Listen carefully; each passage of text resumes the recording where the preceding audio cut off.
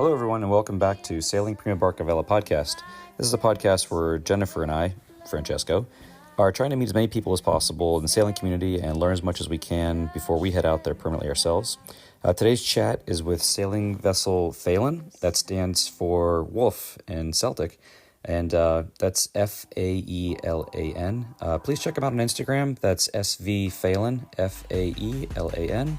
They're currently in Florida. They sail on a 52-foot 2001 Sparkman Stevens design. This is built by Stellar Yachts. It is cutter rigged, which means they have two head sails, and then they have their mainsail. So I hope you enjoy the chat. Let's get right into it, and thanks again.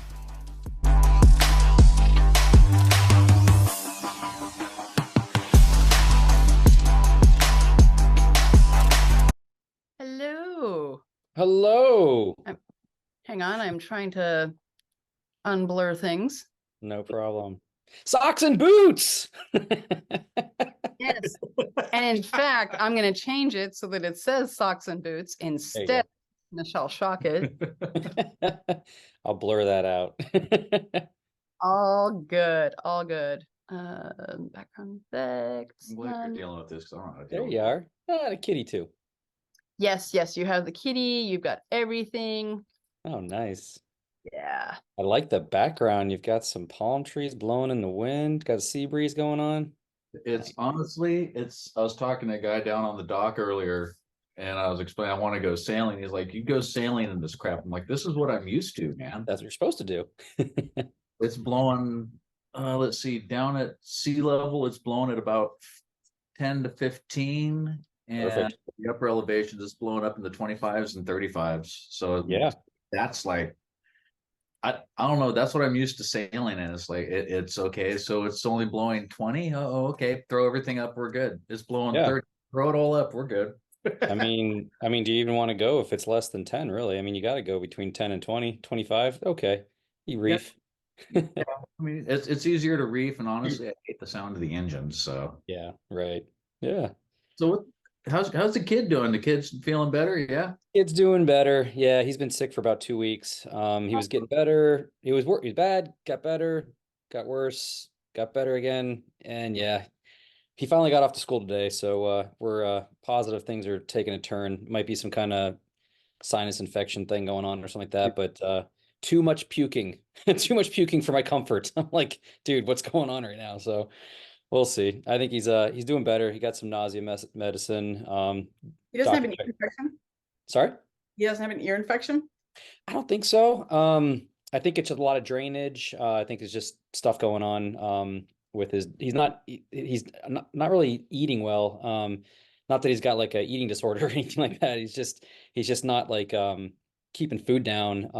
And I don't know, we're just trying to figure it out, but I think he's okay. I think he's turned a corner on it. I think he'll be better. Yeah, thanks for asking. Appreciate that. Yeah.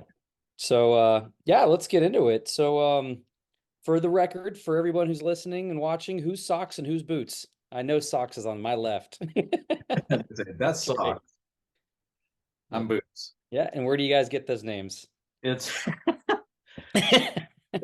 I crewed on a boat in San Francisco Bay, and I didn't have the appropriate foot attire for the boat, and I just wore cowboy boots. That's what I had. I rode horses for a long time, so I had cowboy boots. And we had 3 Erics on the boat. The owner of the boat, his name was Eric. Then we had another guy, his name is Eric, and then me, Eric. So everyone we had to figure out how to call whoever. And they ended up calling, the owner of the boat went by Jones. The other Eric went by EJ, and someone just called me Boots because I was always wearing the boots. So, and it's honestly, it's stuck. I like it. I think it's a funny name because as people look, they're like, you have a sailboat, you go sailing, and you're in cowboy boots. It's like, yeah, that's got to be only allowed on your boat. I can't imagine other sailors and captains enjoy seeing cowboy boots coming at them on a boat. I mean, I've had a handful of captains kind of look at me a little sketched out when I do. I ask them, and they're like, "Are you going to scuff my deck?" It's like I have yet to scuff a deck with them. Yeah, it is the weirdest thing. I mean, they're leather soled up front and they're rubber in the back. But yeah, as long as they don't have like, I guess, black soles on the bottom, they probably wouldn't scuff the boat up, would they? No, I mean it's maybe it's just the way I walk. I don't know. And somehow I don't. Walking on tiptoes. I mean, I got rid of the metal on the toes and the spurs from the horses, so we're good. And then socks actually came up. We were driving down to that's when we were driving down to LA to look at that Hylas. Yeah, we were down going and looking for boats, and my name almost everywhere else has been Honey Badger for years.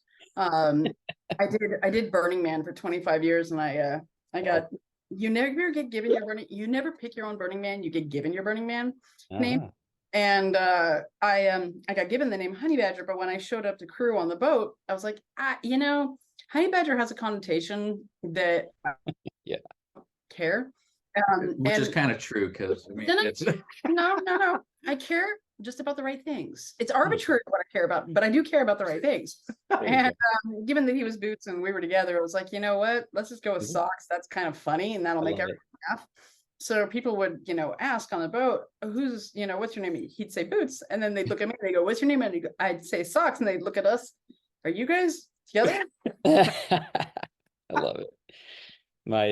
It's great that your name's Socks, because my brother, who I hope listens to this, we used to make fun of him relentlessly growing up, because we grew up in the 80s and he wore those socks where you'd pull them all up to your knees and they had like the 3 stripes on there, and everybody would be like, Socks, what's up, Socks? How you doing, Socks? Here comes Socks again.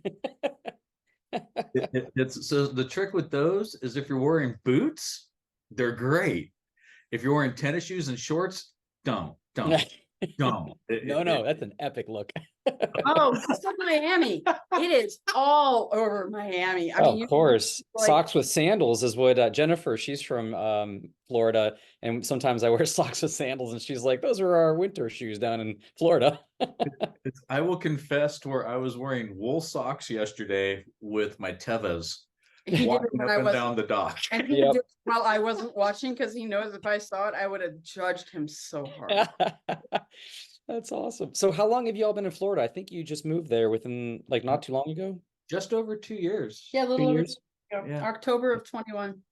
So we met at Latitudes and Attitudes, Bob Bitchin's booth. I met you, Boots, with Jennifer, and that you must have moved like right after that, because that was about that long ago. No, actually, we moved just before that, because we moved here in October of 21. Gotcha. And actually, how did that? We had the slip October of 21. No, I think No, we had the slip a little bit before, because we got put on the wait list. We were told there was that 6-month wait list. And then a week later, hey, the slip. Boom. So we actually had the slip starting like in September before we even moved here. Yeah. And actually, when we moved here end of October of 21, and then went and picked the boat up Halloween. Yeah, like a week later, like we drop our stuff off, we jump in our car, we go up to Hilton Head to go get the boat, and then we were here 9 days, and then we sailed the boat down to Fort Lauderdale, where we hauled out and had some stuff fixed and felt thoroughly violated. Yeah, it's the violations actually still there. I'm still in therapy. It's been cut down to once a month instead of every week since then, but it's been a couple of years, so we're recovering. A little bit of PTSD there. Dude. We've decided that the Miami tax is pretty unbearable. Oh, really? Found out that everyone with sailboats here, they haul out in Stewart. Oh, that's good tips for new people. We didn't know that. I did not know that. That's interesting. Yeah, they're all hauling out in Stewart or Fort Pierce. Wow, good tips. That's good to put into the notes. So tell me, you bought the boat in Hilton Head, and you sailed it down. So where are you now? We're just south of Punta Gorda. Okay. Charlotte Harbor. We're just in Charlotte Harbor. Okay. We live in the Burnt Store. We live in Burnt Store. Gotcha. We've discovered the neat trick with safe harbor marinas, and I have no problems with this airing. We know why they're called safe harbors, because if you can get in on high tide, you're never going to get out afterwards, because they don't drop the damn channel. That's fun. They're also everywhere. Yeah, there's a safe harbor in Charleston where we sail out of. Yeah, that's good to know. What kind of tips do you have for like coming out of Hilton Head along like the coast? Like, did you just book it straight there? Did you stop along the way? Did you go intercoastal waterway at all? What kind of advice do you have for new people? No, it's honestly, it's for newbies that are coming out and doing intercoastals, we have very, very minimal experience with the intercoastals because we're deep. We pull 7 feet of water Oh, wow. to float, and then our mast is 75 foot at the top. Oh, so not intercoastal water friendly. Just for FYI, for people listening, intercoastal waterway bridges, I think they say 65 feet, right? Is like, Yeah. And many of Under them aren't drawbridges or anything like that. yeah. And So then oh, go ahead. Yep. actually, if let's say someone was doing the intercoastals and they wanted to come across Okeechobee, the most of the bridges there, they are either drawbridge or they're 65, but I think it's this end on the West Coast, one of the bridges is only like, I think 54 or 53. Ooh, that's good to On know. a drawbridge. And the other good tip to know about the Okeechobee is you have to be escorted through the Okeechobee by a pilot ship. Okay. Or boat. We found this out when someone brought an 80-foot Marlow or Marley through here, and they were super worried they wouldn't get in because the last ferry went through at 4:30 to help basically guide through the Okeechobee. Interesting. For people who don't know that, explain what you're talking about with the Okeechobee. So you can go from one side of Florida to the other through it? Yeah. It basically, don't quote me on this, I'm not looking at a chart right now, but I believe the Okeechobee starts in Fort Lauderdale and comes out at Fort Myers. Is where it comes across at, and it's all intercoastal. It should be, I hear that it's about 7 to 8 feet deep for the most part. There's a couple areas in the lake that it gets a little bit shallow, but in theory, from what I hear, if you stay in the channel, you're good, which is fairly well marked. Oh, okay. And you get to see anaconda snakes the whole way through, and crocodiles and alligators? Probably you do get to see some water moccasins, at least in there. I will say this much. I did almost run over an alligator. We had an alligator living here in the community. And I picked up my son from the airport one night at 3 a.m. because the flight was delayed. And I'm driving, and all of a sudden I look at my son and I say, "That's a new speed bump." And he looks at me and he says, "You're tired. That speed bump is hissing and clicking at us and moving slowly." Oh, geez. And I was like, "Oh." So what did I do? Being the person from the West Coast that I am, I literally stop the car, roll down the window, and I start hissing and clicking back at it. And it turns its head like, "I'm gonna bite. You're tired." The thing is, I mean, what we did when we came out of Hilton Head, we literally just came out and we turned to 180, and we just did 180 down to about, I think it was just south of St. Augustine is where we got close enough, because this one decided that I need to take meetings. So we had to be close enough to shore that she could actually get online and do her meetings and stuff, which is hilarious, because there she is sitting in the cockpit taking her meeting, and someone says, "That's a really cool background. Where do you go?" She's like, "No, that's the Atlantic Ocean." That's real. Here, let me turn the computer around. That's great. Christine right there. I didn't make friends that day.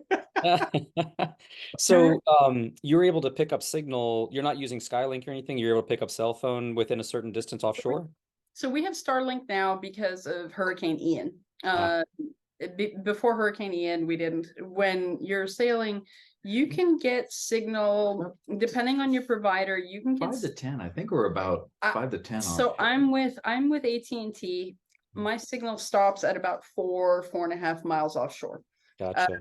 Verizon goes almost 10 miles. Yeah, because somewhere between 5 and 10 miles, depending on the density and how many cell towers you have around you. So if you've got everybody and their brother on their phone, you're going to be somewhat limited. But I would say, for when we go out, Starlink is really the best way to go, because honestly, and they're getting more coverage. They're actually launching a bunch of satellites now on the East Coast because they've had most of their coverage on the West Coast.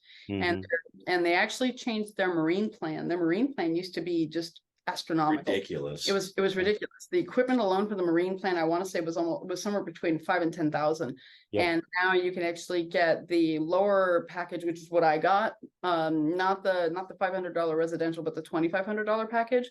And it's, instead of being something like several $1,000s a month, it's $250 a month, and you can suspend the service when you're not using it. Oh, that's great. Good tips. Those are all good tips with the Verizon offshore, how distance you got at AT&T and T and Starlink. Yeah, Starlink seems to be what a lot of people are going to, and the coverage is great. We're even thinking about getting it here at the house. We're still land-based. We're up upper South Carolina on a lake, and we're kind of in the woods. And I mean, I was telling the other couple I was talking to, we had better coverage in the middle of the Andaman Sea in Thailand than we have here in the middle of the woods. Even we're like not even far from a metropolis. It's kind of frustrating for us. So we're thinking we might even go to Starlink just to because we're like kind of so far out in the woods that maybe we can get some signal. But we're also kind of down deep too. We're worried that we might not get enough, sky coverage to be able to see them as they go over. But if there's more and more satellites going, maybe we can get some better coverage there.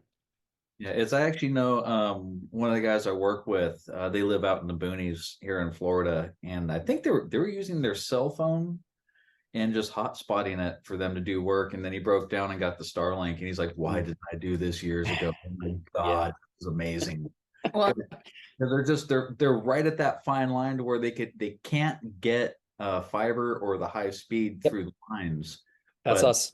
I know that feeling well. Yeah. So frustrating. If I Um, would walk that way, Yeah. Oh, it, literally, like on the other side of the cove, that neighborhood gets fiber. They've got high-speed internet for the same price I'm paying for 10 megabytes a second. It's just so frustrating. Let's get back to the your sailing though. What you mentioned you have a deep draft. I didn't actually catch what boat you have. Can you tell everybody what the boat is you're on? Tell us we about it. it is a Spark 2001 Sparkman Stevens design Stellar built 52. Okay.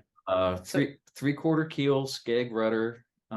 Actual draft is 6'8". I just say 7 because I like round numbers and I like to round up. Yeah. Because when looking at a chart trying to plan out some place to go, it's like I see a lot of 5s and 6s. We're not going there, but I see some 9s and 10s. I like that spot. Yeah. or our other favorite one is when you see one half. No, it's not. I've never seen this. There is actually a place in the harbor here to where I'm looking at the chart, and all of a sudden I see a half, not 0.5, not 1.5. It just says half. I'm like, what's the point? Why would you put half on a chart? Um, we did go with the cutter rig design, Okay. just for the sail plan on it. I like the versatility of the multiple sails. Is when we bought the boat, the major thing that was on my must-have list was either a cutter rig or a catch rig Mhm. with um since most of the sailing that we did was like San Francisco Bay Area. It's I don't if nobody has had the chance to go sail on San Francisco Bay, they got to do it at least once, because it's if this gets this flagged, I'm sorry, but it's a shit show. It's you pull out of the marina, you go down the channel, and you just watch the anemometer just go, okay, you're 10 knots, 15, 20, 25, 30. Hey, it's 35 knots. Let's go ahead and it's pretty, so let's throw up the main. We'll throw out the that's only a 95, and we'll put the boat over. I mean, this is a 50,000-pound Hans Christian. This wasn't our boat. This Not was the our boat boat. we crewed on. Not guilty. I'm as I was told. And I mean, we're putting up full canvas, Yeah. and 35 to 45 knots worth of wind, putting the rails in the water on this boat is ridiculous. I mean, on like a little J22 or like a little one of these zoom boats, a Catalina 22 or 26, hell yeah, do it. Rails in the water, you're going. Yeah. 50,000 pounds of boat that's 48 feet long. Yikes. That's a lot of boat to shove through the water. Yeah. But I A lot mean, of power. you get some sailing experience out there that there was one time we pulled out of the channel and got the main up, got the Yankee out, and we fall off to go to Angel Island, and all of a sudden we start hitting, if anybody's been whitewater rafting, 10 to 15 foot haystacks Oh. all the way across, just hitting on the port bow quarter. And I was telling people, if you sit here, you're going to get wet. If you sit here, you're going to get drenched. You're back here, you have a chance of staying dry. And this poor girl, I was actually talking to someone about this the other night. She was like maybe 17, 18 years old. She's going on a boat. She's on a boat. She's going to be excited. It's 80 degrees inland. She's happy. She's wearing the tank top. She's got on the cut off shorts. She's got her little sandals on because she's going to be on the boat. This poor girl got drenched for about an hour as we're making our way from Emeryville over to Angel Island, and she looked like a drowned rat, and she would not come off the deck. She was loving it, and I was like, "Are you sure?" She's like, "Yeah, I'm fine." Her lips are turning blue. She's shivering. I got This is great. I applaud her. Good job. We gave her a jacket and dried her off, and then she stayed in the cockpit the rest of the time after that. There you go. But Hey, I love the experience that you all have. It sounds like you've been sailing for quite a while. Can you give us like newbies some tips on like what boats do you recommend or do you like? Like for if we were to want to get into like something for cruising, we want to go cruising, we want to go between islands. I know there's a lot of like blue water versus, coastal cruising, but like if it was like new couples just trying to get into the lifestyle, don't have a big bank account, do you have like recommendations for like the 30 to 50-foot range? What boats have you all really loved to be on? it's The 50-foot range is probably not advisable for someone who's newbies, because newbies, unless they plan on bringing friends with them to crew, they're going to want to stick at the 40-foot or lower range. That way the two of them can control it, or when you're taking shifts, you can get one person single-handed sailing it. Boots can give recommendations of types of boats, but I can tell you that when I was starting out with these guys, it was more. You got spoiled. You You went from a Hobie Cat to a bloody Hans Christian. Oh, Hans Christian, nice boat. But that said, I mean, it's just one of those things where you also have to look at, one of the things when we were buying boats, because we're both incredibly picky. This one was looking for 3 years, and then we were looking for about 8 months together. You have to have a list of must-haves and nice-to-haves. Yeah. And a list of must-haves, would likes, and no way in hell is that ever going to be on my boat. Yeah. And so you got to tell us about that a little bit later. So that was the thing that we had to do. But I would say for newbies, the 50-foot range is a pretty big one. Also, when you get into the 50-foot range, you're going to have a hard time getting into some marinas, because some marinas will not take you over a certain foot, and I want to say it's almost 40 feet. It's it all depends on the marina. It's like I know Half Moon Bay over on the west coast, they don't want anything in there over 45 feet. They will take you, but you got to get in at the right time. Angel Island, they don't want anything over 45 feet. We never paid attention to it. We went in there anyway. Some of the marinas around here, the same thing. It's that's part of how we ended up in this marina. This marina is the deepest draft marina in Southwest Florida. Yeah, 7 feet. Yeah, no one else. There's no other marina that can accommodate us. Oh, wow. But as far as like boats, Catalina it's I personally I really like the Catalinas. The Catalina 42 is a good solid boat. I mean, God, I was on a Catalina 42 and 45 knots wind, and probably about 10-foot seas, and it didn't like it, but it did it. And I mean, it's we all hugged and embraced afterwards. That was a day. But no, I mean, it was a really good solid boat, a lot of room downstairs for cooking and living on.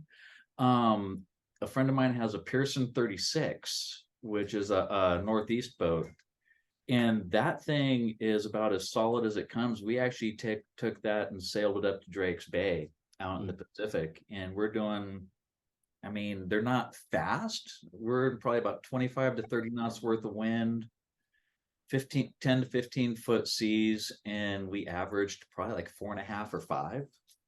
So also, if someone can get their mitts on an island packet. Oh yeah. Island packets are virtually indestructible. They're absolutely amazing boats. They're solid. They've got a shallower draft than our boat. And they are a blue water boat. They're also ones that you can use for island hopping. And when you get them set up properly, you can single hand them. So they're so beautifully laid out. If you break an island packet, you had to try. Yeah. They're overbuilt boats. Yeah, I mean, island packets are absolutely amazing, and that's kind of the big thing that if someone's going down to the islands to pay attention to, it's I will go ahead and point the finger where it belongs here. And I didn't really think about it or look about it when we got Faelan. was the draft. I didn't realize how shallow it was down in like the Keys and the Bahamas and stuff. I mean, it drawing almost 7 feet. We're probably about a mile offshore. Wow. Yeah, you're Situation. limited, huh? And that Yeah. actually caused us to have to sail. We couldn't sail. So when you come around from Fort Lauderdale to Southwest Florida, you sail through the Keys, you can sail through the Keys if you've got a shallow enough draft, but we don't. So we actually had to add on almost 24 hours onto our journey here. Wow. Because it wasn't fine. We're on the boat. Yeah, it's so sucked. But we did have to add, but it did take us an extra day because we had to sail all the way around the Keys in order to be able to just get to this side of the state, because it's super shallow draft down here. Wow. Going back to the thing you were talking about with good boats to look at, I hate saying this because I'm personally not a fan of them, but you can pick them up for a decent price. The Beneteaus and the Genoas are actually a decent price if you can get down at the right time to pick them up. A lot of companies buy them for charter. They keep them for 5 years and then they get rid of them. And if it's like one of the there's a handful of French companies that buy them, they charter them down in like the BVIs and the islands, and then after 5 years they just want to make them go away. Right. So you can pick up some friends of ours, they picked up probably a damn near $400,000 boat. It's a Beneteau 54, and I found out they picked that thing up for like, what was it, like just shy of 200. Yeah. If you can also get your hands on a used Amel, they don't good come luck up, getting one of those. They don't come on the market often, but if you can get your hands on one of those, they've been making them for so long. They are such a good design. The thing that I point out about the Beneteaus and Genoas, and also Hunters, they're a mass-produced boat. They're they're sort of like the Hyundai of the boat world. They're great. They're wonderful. You don't see a 20-year-old Beneteau, Genoa, or Hunter out there often. Because they fall apart in ways that just make them untenable to maintain. So they're great boats for starting out. So if someone's just starting out and they don't know what they want, or if they're even interested in it, and they can pick up one of these boats for totally fine. They're a safe boat. They'll get you from point A to point B and everywhere else. But they're not going to be the boat like for us, our Sparkman Stevens with Faelan. We wanted something that we'd be on for 20-25 years. Right. And our boat, she'll last us another 20-25 years. Yeah, I've heard, I've listened to a lot of podcasts. One of the things I drive a long distance every day, and so I've been listening to a lot of podcasts on sailing, and some people have talked about, you can cross the Atlantic in a bathtub, but do you want that long term? I mean, it can do it, but is it not going to get beat up and worn out rather quickly doing that? So, it depends on, I guess, depends on your budget, depends on how much boat you can get for the money, and then also factor in, maintenance and repairs, so don't overspend, keep some of that there. But yeah, for people who want to try the lifestyle versus wanting to go for 20 years, I think it seems like a lot of people get into a boat in kind of that lower price bracket, try it out for a few years, then they either love it or they hate it. They love it, they upgrade to something that like yours, it's going to be like a lifetime boat kind of thing. So that's good to know. Let's get back to what Boots was saying, though. What were you saying? Absolutely don't want to have on a boat. Okay, as you know, I almost printed it out just because it's one of those things. I work as a boat broker down here, selling yachts and stuff, and so I talk to people, and I've honestly been amazed at how many people don't have the list. And to me, this is I can't remember where I heard to make this list. Our boat broker who sold us Faelan. Was it? It was Wayne. Okay. I didn't know. I mean, I'm doing good to remember my name and memory of elephant. Yeah, exactly. But it's the must-haves on the boat, the wood likes, and then the no way in hell is that going to be on my boat. Examples. I wanted a lot of keel, so either full keel or modified fin, encapsulated. I did not want a bolt-on keel, so that goes into not on my boat. Skeg rudder, cutter or catch rig, stay sail was pretty much mandatory. Center cockpit. On the no way is this going to end up on my boat, in-mast furling. I know people that have in-mast furling, they love it. They swear by it. I will never ever use it because I've been the lucky bastard that went up into Bowman's chair in 25 knots of wind to unjam the bloody sail from the track. We had one jam in Charleston. It was terrifying because it wasn't, I mean, it wasn't, we weren't in a terrifying situation, but when we saw that jam, when we were in nice conditions, I was like, oh my gosh, could you imagine being in a bad situation where you've got to reef down and that thing? So that makes me really nervous. I like the in boom furlers where you could drop it if you had to in an emergency, but the in mass furlers makes me nervous. I know there's people who swear by them and love them, and I get the idea of loving them. I mean, it's a great thing to be that easy to be able to put it up and down or in and out and everything, but wow, scary sometimes. It is really simple. A friend of mine in San Francisco has a Beneteau Oceanus 40, and he loves that boat. He has that's actually a whole other conversation. He switched over to electric. He's got the electric motor in it, and he's running solar. And he's been plugged into the dock in the past 6 years. Oh wow. He's got it set up, and he has in-mast furlings. He loves it. He absolutely loves it, and it's cool because we were sailing one day. The anemometer wasn't turned on, so I want to say wind went from 15 up to about 25 pretty quick.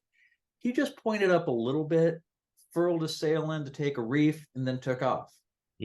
It's like, dude, that was awesome. Because I mean, even with slab reef, you still got to come up into the wind to get your reef. And with ours, we're supposed to be within about 5 to 10 degrees of the wind to take a reef and to sail. Gotcha. I definitely understand where the end mast has its appeal because you got your infinite reef points. You don't have to be too far off the wind to bring it in. And for one person to do it, as long as you keep some tension on the outhaul as you're furling it in, you're pretty good. But I know me. I'm going to pull into that. I'm going to go out in that time I shouldn't go out, go the direction I shouldn't go. It's like everybody says, oh, your boat's 50,000 pounds, an 85 pound anchor will work. I want the 105 pound anchor with the 3/8 chain. Why? Because I'm going to be someplace I don't belong when I shouldn't be there. We're those, very safe. We're those adventure bugs who it's like, there's no one around. We don't care why there's no one around. Probably a good reason. But it's like, there's no one around. We don't have to deal with someone else anchor dragging into us. Yeah, let's go. What could possibly go wrong? Great idea. Let's start somewhere. Can we go back to the things that you said that you wanted for those newbies that don't understand maybe the terminology and the reason why, and even myself, I've been sailing since 2017, 18, 16, 17, 18, but I still feel like I'm a newbie. I don't know a lot. And in particular, one thing with the deep haul, like you talked about having a lot of draft, a deep keel, and can you explain that and some of the other things, why you want to have the things that you want, maybe? Yeah, so one of the reasons why we wanted the deep keel is because it's almost like a fulcrum. When you're in the rougher seas, you're actually less likely to basically have all the motion that makes a lot of people seasick. Oh, the hobby horse. Yeah. So now what's fascinating about that part is I never got seasick in the Bay Area. In fact, I was the person who, when we crewed, I was the one who helped people through being seasick by, look out on the horizon, et cetera. I got a ginger tree. Yeah, I for the first time got seasick in the Atlantic because in the Pacific, the waves are basically, they're much longer and smoother. In the Atlantic, they're much choppier and shorter and more aggressive. And so it took me about 24 hours to get used to it. But back to the keel, we wanted a deeper keel because we wanted something that basically would be more stable and less like, a rocking horse or a hobby horse, or however you want to put that. The other thing too was we wanted something that on our other, we didn't want a bolt-on keel because those things can break off entirely too easy. We've had friends, we've read things, we've seen things, but we even have friends here who've had bolt-on keels who are like, while it's convenient when you're going into a shallower draft, that's just another single point of failure for you to have. Good tips. And I'm not smart. I'll admit it. I ain't that smart. I'll run into things. And with not having a bolt-on keel, having an integral like ours, is you hit something, you get a chip in the keel, big deal. As long as it's above the water, or as long as it's below where the bottom of the boat is, where the lead is, you're good. It's just a dent. Keep going. You can fix it with fiberglass when you haul out. The big thing I had with the keel is I wanted the stability. And generally, and this is probably old school thinking, the deeper the draft, the more stable your boat is. I wanted the weight down low because I'll be honest with you, I don't like leaning. I'm not a big fan of having that 25, 30 degree lean. As far as I'm concerned, 15 to 20 degrees is plenty. If you're leaning over 20 degrees, let out a little bit of sail or reef down or something. Is to quote Bob, decadence doesn't work for everybody, but it's a way of life for me. Another nice to have for us was we were looking at a lot of boats, and I have a thing about, I call them the IKEA boats. Oh God, you're gonna go there. Oh, I am gonna go there. You know this is gonna go public. I do. I love it. It's getting juicy.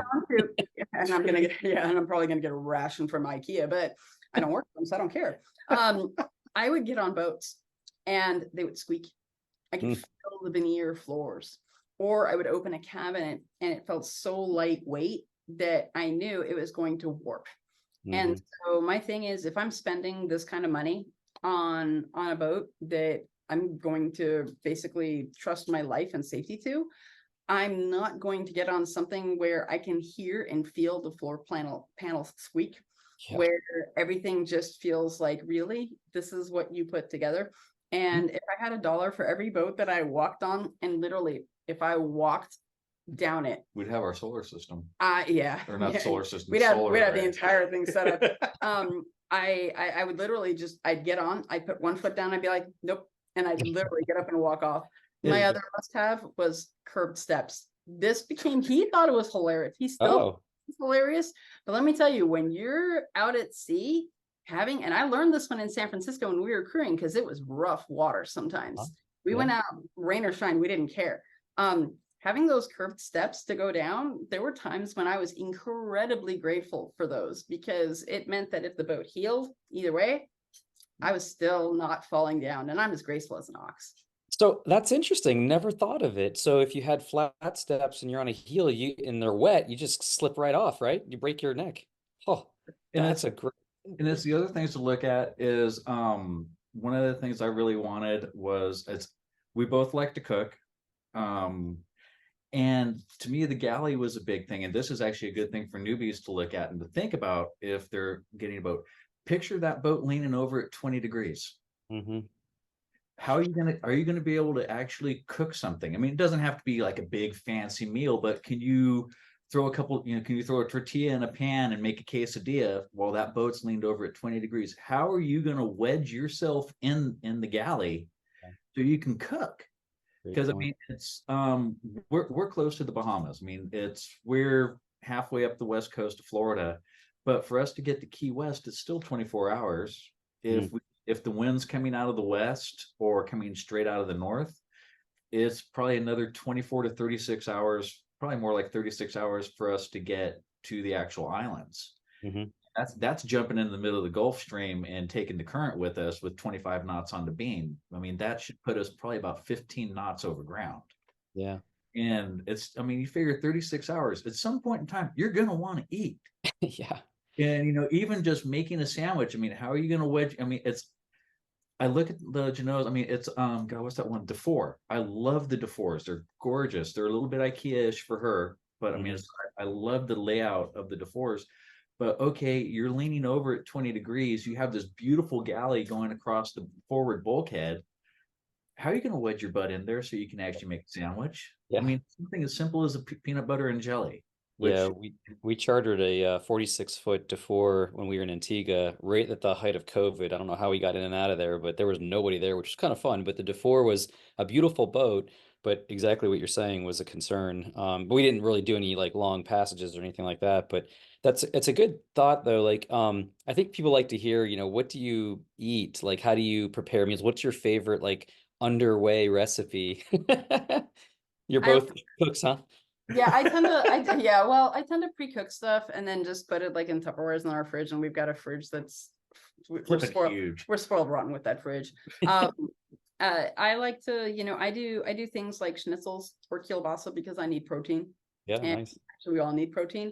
Or we'll do like pita with hummus or cucumbers. Basically, cucumbers are also really great for staying hydrated. Lemons are also really great. Just you can put lemons. Chew on lemons like you do. You can put lemon in your water, which actually adds. I mean, you don't want to get scurvy. I mean, scurvy was the bane of all sailors' existence. You have to make sure you don't get scurvy. Yeah, well, lemons are actually really good because they're also really good digestive. Yeah. But they're great in water and stuff. And they're also great for fish. We did the total person fishing, lazy person sailboat fishing. We basically hung a bung off the back of our boat, and we ended up catching a 20-pound Tuna. Which Oh yeah. oh yeah, and it was and this was it was beautiful. It was huge. It was great because when we pulled into Fort Lauderdale, we had a Japanese guy who was crewing with us, and he basically prepared it as sashimi. Yes, I love it. That's Now, awesome. the funny part about this story is I carry chopsticks everywhere I go because I've traveled all over the world for work, and I've traveled to places where they don't have silverware and they don't have bathrooms to wash your hands. Yep. And so, but TSA never bothered me with my collapsible titanium chopsticks. So I pull out my chopsticks and the Japanese guy doesn't have chopsticks. And he goes, "Where did those come from?" I'm like, I go, "What do you mean you don't have chopsticks?" And he looks at me and he goes, "Smart Alec, I'm the one who cut the fish. You want some more?" So honestly, I like to pre-cook a lot of stuff so that we can eat it cold. I don't have to prepare it that way. I don't have to like turn on the propane and, turn on the gas when we're underway or anything like that. And just, basic things that are easy enough to stay hydrated, give you protein, give you nutrition. So lots of fruits and vegetables. And I'm not a big fan of bananas when we travel because they get so bruised and such. There's a myth about bananas on a boat, I thought. There's not, but bananas aren't allowed on a boat. Oh, no, they're allowed. I actually just heard something about, what was it? There was a bug. This could be complete falsification, but I was listening to another sailor talk about it. I guess that they were bringing bananas back from somewhere, and there was a bug that got into the bananas that actually got everybody on the boat sick. Whoa. And also because they bruise so quick and so easy that the bugs just multiplied that much more. And that's that's why they say bananas are bad luck. Bananas are totally allowed on our boat because I personally like bananas. And if you take it, you smush it down, add some strawberries, and then you're good. Yeah. So you said, what I missed, you said you put something in the water to catch the tuna, a bung or something like that? A bung. It's a cedar bung. A cedar plug with a hook on it. The simplest thing is literally just a cedar plug with a decent sized hook on it. We let out probably about 100 feet, 150 foot worth of line. And wait, there was no like squid bait or any kind of like nothing, no. just a no. You gotta send me a picture of it. I've never heard that. That's a great tip. And the best part is we have this thing for fishing. It's just a big handrail. It's just a big handrail, and we just mounted on the back of our boat on the stern, and we just let out the line, and we just sail, and whatever comes. That's awesome. Oh my gosh, what a great tip. We might be eating bread. You never know. Yeah, we could be doing cucumbers and hummus. So now you said you're incredibly spoiled with the fridge. What other gadgets are like your favorite on the boat gadgets that you've got? Coffee maker. Of course. What kind of coffee maker? French press. There's an assortment of coffee makers because we will not go without the coffee. Yep, us too. I have a handheld grinder for grinding the coffee, and then the coffee maker that goes down there is a Wolf, WOLF. Okay. And I love that thing. It works. It seems to take a pretty good beating. I've had, God, how long have I had this one? About 5 years. 5 years. I know. Yeah. But we have, when we're not, I mean, because the galley space is so limited, I mean, yeah, the Wolf will be out, but while we're under sea, the Wolf will be put away. Yeah. So while we're at sea, he literally has a press that does 4 cups, 3 or 4 cups of coffee. Yeah, French press is good. We use a mocha pot. It's one of those like Italian little espresso makers where you put the water in the bottom, you put the little thing in there if you ground the beans in there, and then it kind of percolates up and into the top pot, and then you pour it out. And that works really well for us. And we went and I bought like one of those hand grinders, and I used that maybe for a few weekends, and my arm was going to fall off. And I was like, all right, I'm just going to spoil myself and get the electric battery powered grinder. And I was like, oh, that's so much better. It's kind of funny. I've been looking at those coffee pots you were just talking about and kind of thinking about it. Who was it? It was Nini was talking about, she makes Turkish coffee. Yeah, we have a friend who makes and Turkish coffee. and it's really like a similar setup. And I love Turkish coffee. I also learned that do not drink Turkish coffee after about 3 in the afternoon because you will not sleep. I am sure. Yeah, it's high octane.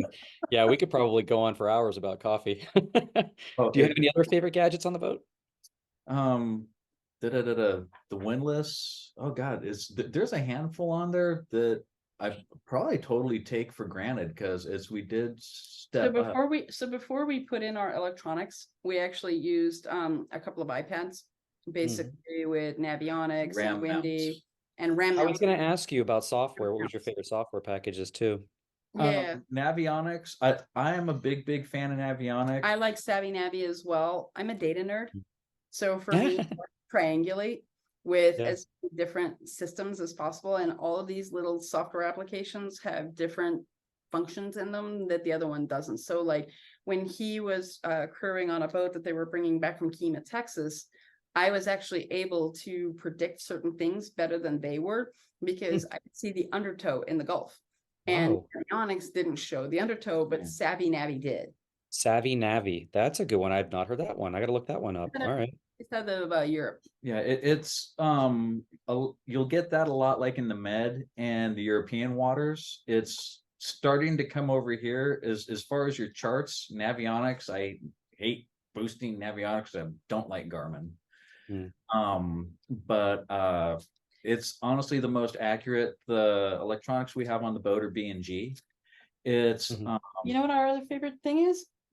Since you knocked Garmin? Yeah, I knocked Garmin, but I'm also going to promote Garmin on this. It's the Garmin InReach is absolutely amazing. It's a must-have. If anybody was ever going offshore or even just island hopping where they're going to be more than, let's say, 20 miles from shore, the Garmin InReach is a must-have. You can keep your friends can keep track of you. It was very important because the boat that they were bringing back from Kima, it was questionable whether or not they were going to have problems or not. They made it by hook or by crook, but we misread the weather, but we made it. it had not been well loved. We'll put it that way. And so basically, I gave them my InReach, which I learned how to use when I was doing rescue and recovery in Nevada, because it's a great device, and it actually maps to GLONASS, which which are the Soviet satellites, but they're also it's a collaboration. And so when they did it, we could actually track them, and it updates every 10 minutes. The battery life on it is great. They have two. They have little ones that people use as avalanche beacons in their pockets, and then I also have the big handheld one. They took my big handheld one, and after that, I think we probably, Garmin should be giving us kickbacks, because I think like 2 or 3 more people have bought those InReaches after seeing what had happened, and they had no cell service out there, so we were actually able to text back and forth using the InReach and my phone or the website interface. Yeah, I will warn you though, the texting on it sucks. Remember, you know how like you got to program the VCR by A, click, click, click, click, click, click, click, click, C, click. That's how you got to text on it, which is kind of like a hockey puck. It's like those old SkyTel hockey pucks. Okay. But I mean, we had that. The other thing we have on is, if we're going to be a little bit offshore, is we actually have a smaller version that Bluetooths to a cell phone that we throw in the ditch bag. So we have the big one that goes on like a RAM mount up in the cockpit area, and then in the ditch bag, it's water filter, the water bottles with filters on them, clothes, flares, all the goodies. But we also got that little. I mean, it's only like about like that big. So I mean, it's really small, the small one, but it's one of those where, hey, we're in a life raft 200 miles from shore. It's like 2 inches by 2 flip inches. On the EPIRB, flip that thing on, send someone a text, come get us. We were stupid, we sank. EPIRBs and legit EPIRBs that are connected to our AIS on our life rafts too. Yeah, it's the person for if it's just a couple sailing, having the personal EPIRBs that you can put on your vests. It is a must-have, because you can actually tie them into your electronics. Someone falls overboard, life vest goes off. Now they got a strobe back here, and they also have an alarm that's now talking to the electronics on your boat, going, "Hey, they were peeing off the back of the boat when they shouldn't have, and they fell in. So turn around. Here's where they are. Come and get them." And actually gives a symbol. So That's great for people to know and remember. Yeah, the EPIRB connection, very good tip. Um, And I have the a problem. So Go ahead. I'm sorry. I've got a flashlight problem. In So that do I buy way too many and headlamps. oh, I have Dude, so many headlamps. you have no idea. I've got a flashlight problem. I'm actually thinking about sending her to a 12-step program for this. Seriously, I need to go too. But it's great because we picked up these underwater dive lights. Ooh. That are wonderful. And I looked up the specs on one. They didn't know at the boat show in Düsseldorf when we bought it what the specs were. I looked up the specs, 45,000 lumen. Ooh, I'm all tingly. Oh yeah, it's pretty awesome. And it's got a handheld thing, and it's waterproof, and Nice. it's rechargeable, and it's metal. Oh man, I could have used that. I don't know, about 3 months ago. My stepdaughter and her boyfriend capsized their boat, and they lost all their stuff. They had their friends on the boat, and they had put everything into like a fishing tackle box, but the tackle box couldn't close because they'd put their wallets, their phones, and everything in there. And so it was kind of like propped open, and the boat capsized because two giant waves came together. They slowed down, which they shouldn't have done. They buried the nose. The boat took on water, completely flipped upside down within seconds. Oh, They damn. lost everything in the water. And I was like, you know what? I'm a scuba diver. I was like, if you guys can tell me exactly where it went down, I'll see if I can find it.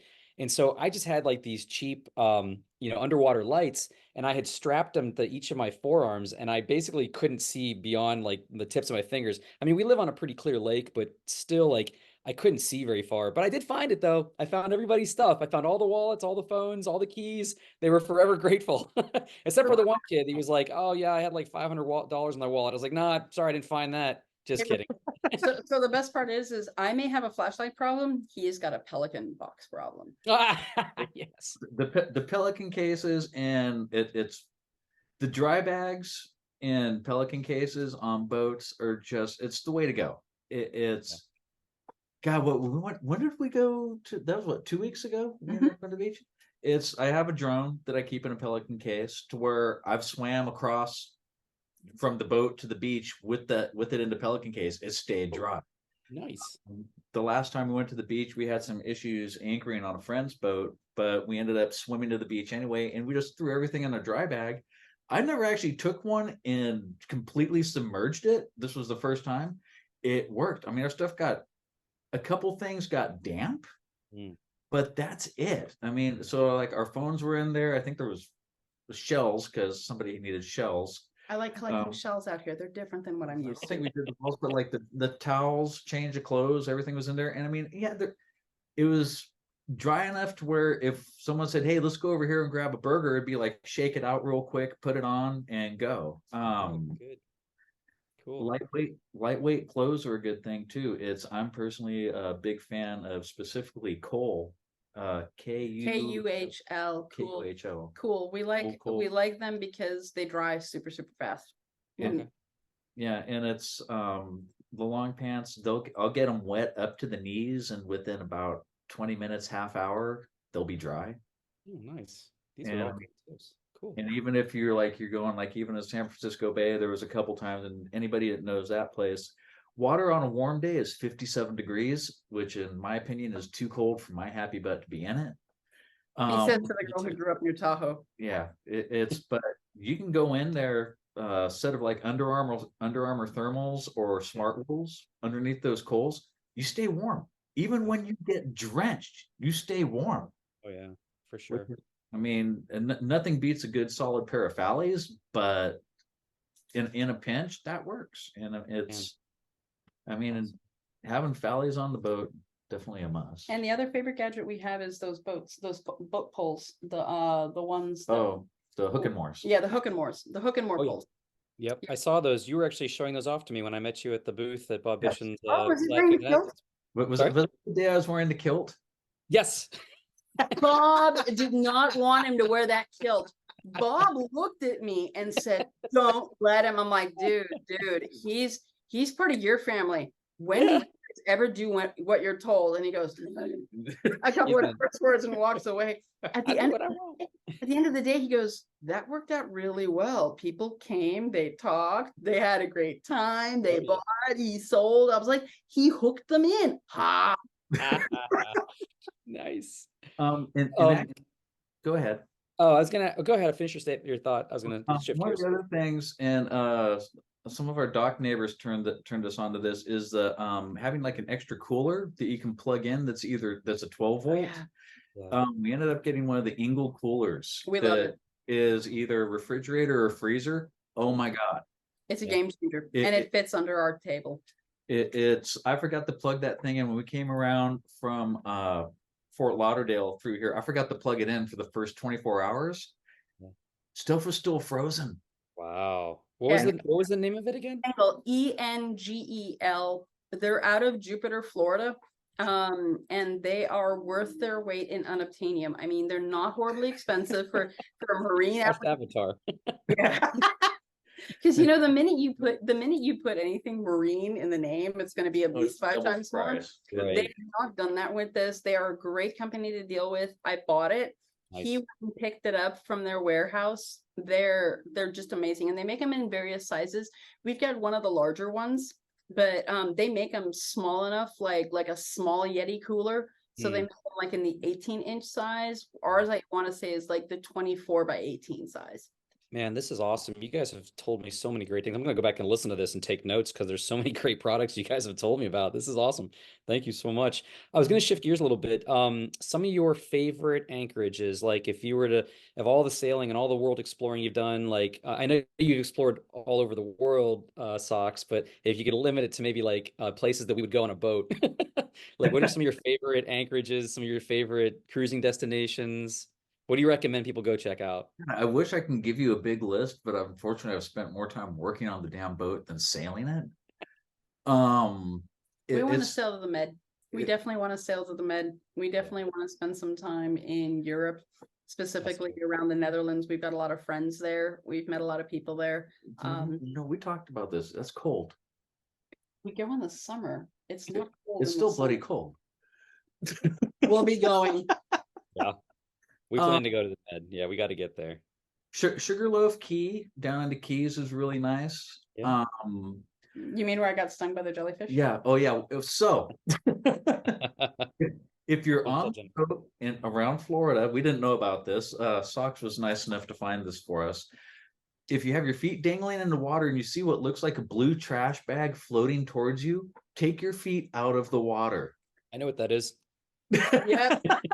I clean up trash everywhere I go. Like my 18-year-old son has yelled at me, "Mom, stop cleaning up." And I'm like, but it's there and it's trash. It shouldn't be. Yeah. So well, I'm this literally, blue thing needed to be left there. I left it. I was like, what, who would put this cobalt blue trash? Oh no. Huh. And I just kind of watched it. I didn't pick it up. I kind of watched it, and then all of a sudden, wait for it. Oh, my feet are on fire. Yeah. Uh-oh. And I pull my feet out, and I just had these slash marks on my feet. And this one and our sailmate, who was helping us crew, they go, "Oh, we can pee on your feet." And I'm like, go away. Go away. I'm done listening to you two. So I go and I get a aid kit, and I use some rubbing alcohol and some lidocaine, and within an hour and a half, I was fine. Yeah, when we were at the Miami Boat Show a couple years ago, we went walking on the beach, and we saw plenty of those on shore. Those are the man-o-wars, right? Yeah, the Florida man-o-wars. Yeah, and Jennifer is extremely allergic to those, and she's terrified of those things. She does not want to get anywhere. If she sees even like little jellyfish, she's like, "If there's jellyfish out there, I can't do it." So we always have to be very careful with the jellyfish. But and they're dangerous. Especially that one. That one's the dangerous one. Yeah. Yeah, and they're dangerous in the sand. Even when they're not in the water, they're still plenty dangerous. And a lot of people don't know that. They think, "Oh, it's out, it's dry, it's fine." Yeah, no touchy. Yeah, no touchy. No touchy. Oh God, I love that movie. We actually just watched that movie the other night. So the Florida Keys, you got some good anchorages there you recommend? Sugarloaf Key is really good. Key West is not bad. It's crowded because everybody wants to get in there, and the holding is questionable if any big winds come in. Be careful. Not Tortugas. We haven't been there. But that's one of our destinations. Yeah, it is. Dry Tortugas definitely hit that up. Yeah, we definitely want to go there. Coming up like this direction, like I said, it's unfortunately we haven't sailed the boat as much as we want to because I'm anal retentive about fixing things, and it's like, no, this isn't perfect. I must make it perfect. And then she's over here, damn Virgos. I just kind of watch them and I look around and I go, it's not sinking and I don't hear any smell. I don't hear anything. I don't smell anything. It's perfectly fine. As you were, dear. I saw that you guys are doing a very big boat project. You're taking out the 170-gallon water tank. That looks like a 140 massive. gallon water tank, which hopefully we can fix. Yeah. I talked to a welder yesterday to where it sounds like we might actually be able to fix it, and it's going to go down probably about 125, 130. But And we found, and it was funny because he's like, I don't know how to find the pinholes. Well, guess what? My 45,000 lumen flashlight in the dark, he's shown it, and we found a couple little pinholes where the light leaked out. remember those things you could pick up at the museum where it's go on, you can put it in your room at night and it puts all the constellations on the roof. Yeah. It wasn't that bad. Okay. So did you stick the flashlight down inside and it showed like the pinholes out? Oh, brilliant. Of course. Yeah. My idea. Yeah, good idea. I love it. Usepa Island is actually a really cool place. If anyone's up towards Charlotte Harbor, Usepa Island is actually a really cool place to anchor. Cabbage Key, if you're a deeper draft boat, you're not going to do it. Usepa actually gives you some really good protection from westerly winds. If you're brave enough to do the intercoastals, which we'll probably never do again. Down by the Weston, it has some funky Grover's Bight. There's like this little anchorage, which is a little tricky to get into. Pay real close attention to your charts. It gets real shallow. If you draft anything more than about 5.5, it's dicey. Yeah, you can make it. We made it. We made it. We had to get towed off by sea tow, but we made it. So it sounds like you had a bad intercoastal waterway experience. I love the intercoastal waterway. What happened? So the thing is you get a lot of, this is a power boater state. There's sailors here, but it's like a 3-to-1 ratio of power boaters to sailors. Yeah. And we were in the channel. We were in 8 feet in the channel, so we were fine. And we were told, stay in the middle of the channel. I'm doing fine. I'm at the helm. I'm in the middle of the channel. 3 or 4 power boaters decide to go about 30 knots an hour past us. Oh yeah. And basically their wakes pushed our 50,000-pound butt out. So I went from being in 8 feet to 6 1 feet. Oh boy. And I was just like, and literally you can see them catching air going yee-haw. Yeah, that was actually one of the funny ones. And it's like, ugh. So what happened was we ended up having to call Boat US. We have a membership from, and we have this Boat US membership that is, you want to get the gold membership on this one.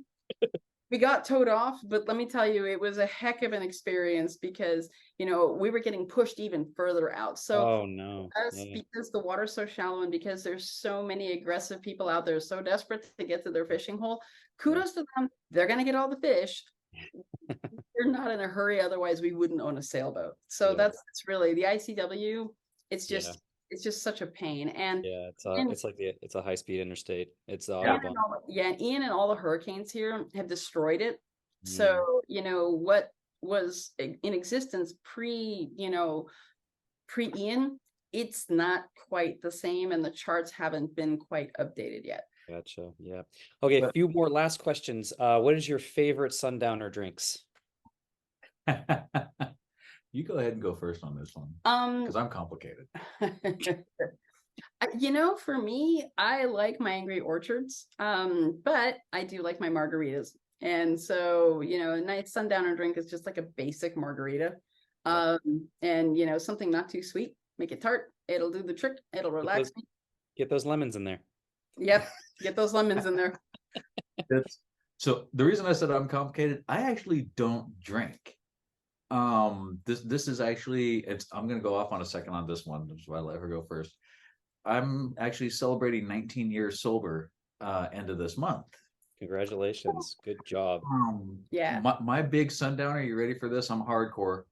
Ginger beer. Yes. I love ginger beer. Ginger beer, or it's we found that Guinness makes a non-alcoholic beer. Yeah. Which is, it's not Guinness. But does it taste like a chocolate milkshake? It's actually pretty good. It's not bad. I loved Guinness when I did drink, and this stuff, it's got the Guinnessy flavor, but it's not as thick. I Yeah. like it. I had a Guinness this past weekend, and it was in Asheville, North Carolina, and I was super impressed at how authentic it was. I spent some time in Europe, and I was like, very good. Tastes like a chocolate milkshake to me. I love Asheville. And the Yeah. nice and the Asheville. nice thing about Guinness is there is a bowl of oatmeal in every bottle. That's right. You justify that all any way you want, dear. So you All don't have right, so we got to wrap it up, but so people can find you. First of all, I want to know where we can find you on Instagram, if you got websites, things like that. But also, I heard you're a boat broker, so definitely shout out. Let's hear about how people can get a hold of you in that regard. website, Instagram, Facebook. It's svfaelan.com is just name of the boat. So SVFAELAN. .com is our website, and then we're SB Faelan on Instagram and Facebook. You can find us with SB Faelan. We're much more active. We're much more active on Instagram. That we found that that's just a much better medium for us to use. We like it better because we can share. People really want to see images, and so we can share, little snippets, little stories, yeah, and then I actually just switched YouTube over. We are going to try to go for the YouTube thing. Don't hold it against us. But that's Boots and Socks. Boots and Socks. Boots and Socks. I love it. I'm actually trying to get everything moved over to Boots and Socks because a lot of people don't speak Gaelic, so Bob Faelan. Bob Bitchin and his wife both recommended to us going with Boots and Socks. Like, the site is difficult to spell. People can't spell. I'm like, yeah, I know, neither can you. Yeah, neither can I. Math, we got it. Spelling, that's awesome. And how do we reach you for boat brokerage?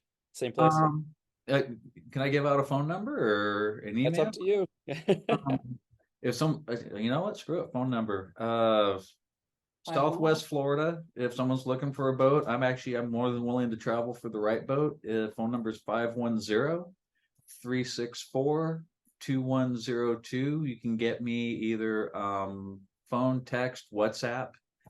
I actually just did 2 boats to the Bahamas, and both those were done with WhatsApp. And Pier 1 Yacht Sales is the brokerage house I work with.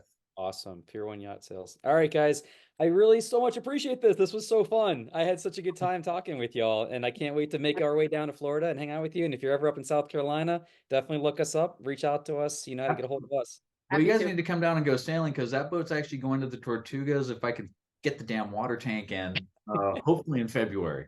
She's going down the Tortugas, and she's got a beautiful queen size bed up in the V berth. Oh, thank you so much. We are, for my I don't want to say it because I don't want to tell people my age, but my 50th is coming up, and we are doing my 50th birthday in the BVIs, and it's in March, so we're pretty excited. We're gonna charter.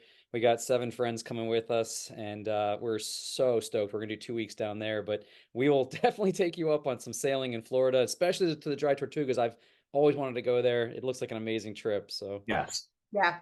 Definitely. Thank you guys so much. I'll be putting this out pretty soon. I'm doing like 1 a week now. So I'll let you know. And I'm also going to do the video and then audio only for those of us that are landlubbers that drive back and forth and fantasize.